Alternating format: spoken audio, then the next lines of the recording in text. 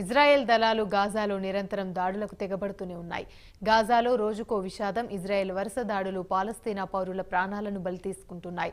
తాజాగా ఇజ్రాయెల్ నిర్వహించిన 2 వేర్వేరు వైమానిక దాడుల్లో 39 మంది పాలస్తీనియన్లు మృతి చెందారు. గాజా సిటీలోని పురాతనమైన ఆల్ షాతి శిబిరంపై జరిపిన దాడిలో 24 మంది ప్రాణాలు కోల్పోగా మిగిలిన వారు ఆల్ తుఫా జిల్లాలో చనిపోయారు.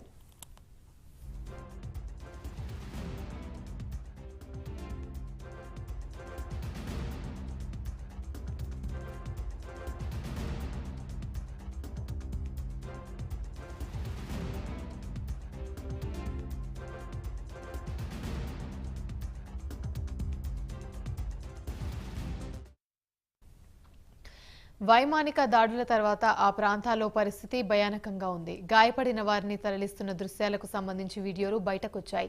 శిథిరాల కింద మృతుల కోసం సహాయక బృందాలు వెతుకుతున్నాయి. ఇజ్రాయెల్ సైన్యం మాత్రం తాము హమాస్ సైనిక నిర్మాణాలపై దాడులు చేశామని చెబుతుంది.